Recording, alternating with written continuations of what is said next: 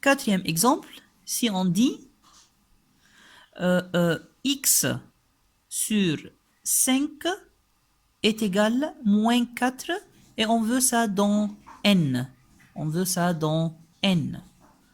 Alors ici, le 5 se trouve ici par la division. Je vais envoyer le 5 de l'autre côté par la multiplication. Donc x, ça sera moins 4 fois 5. Donc x est égal à moins 20.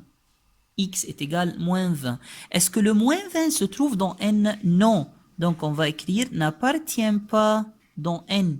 Et puisque le moins 20 n'appartient pas dans n, alors l'ensemble de solutions, ça sera feuille. Ou bien je peux écrire deux accolades vides. Alors, cinquième exemple, si on vous dit 2x plus 9 égale moins 23. 2x plus 9 égale moins 23. Et ici, on vous dit dans n, puis dans z. Donc, on veut les deux. Premièrement, si vous vous rappelez, on commence par envoyer les nombres qui viennent avec le plus et le moins. Donc, j'envoie ici premièrement le plus 9 de l'autre côté avec la soustraction. Alors, j'envoie le moins 9 avec la soustraction. Ça sera 2x égale moins 23 moins 9. Moins 23 moins 9. Alors, 2x est égal à moins 32. Moins 32. Ensuite, je vais envoyer le 2 de l'autre côté. 2x, c'est-à-dire 2 fois x. Donc, j'envoie le 2 par la division. Donc, x est égal à moins 32 divisé par 2. Donc, x est égal à moins 16. X est égal à moins 16. Alors ici, est-ce que moins 16 appartient dans n? Non. Donc, n'appartient pas dans n. Puisque n'appartient pas dans n, alors j'ai écrit comme ça. Ensemble de solutions dans n égale feuille. Mais x égale moins 16, le moins 16 appartient à z. Donc je vais écrire appartient à z. Puisque ça appartient à z, alors ensemble de solutions dans z égale l'ensemble moins 16. Un autre exemple, il dit 2 fois x moins 1 plus 5 est égal à 15. Ou si on veut ça dans n et dans z. Dans n, puis dans z. Alors, comment peut-on faire ça? Je vais vous dire deux solutions pour cette équation. Je vais vous dire deux solutions. Et à vous de choisir n'importe quelle équation vous plaît. Premièrement, il y a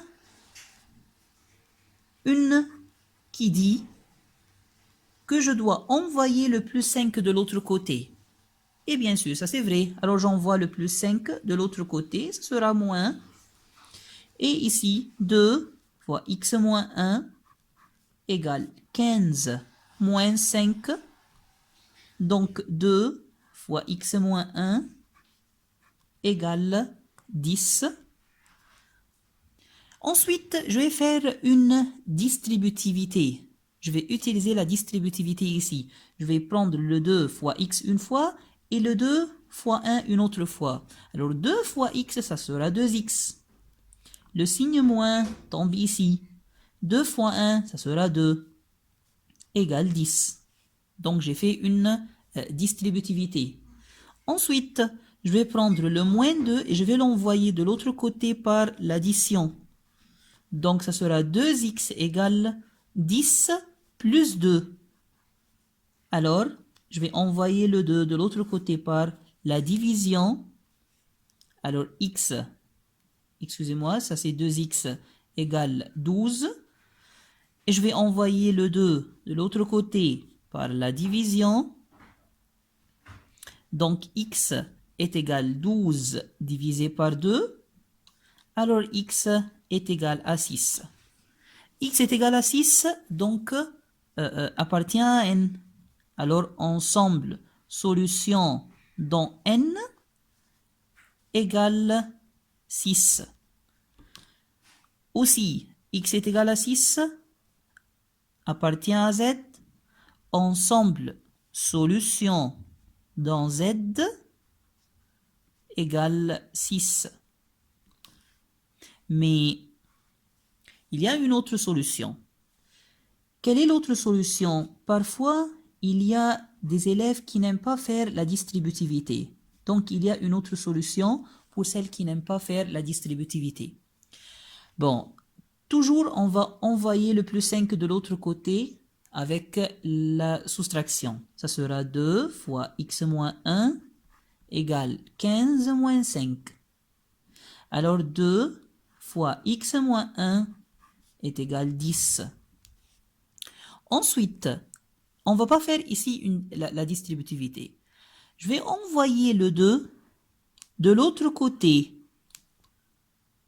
Le 2 ici, avec la multiplication, donc je vais l'envoyer avec la division.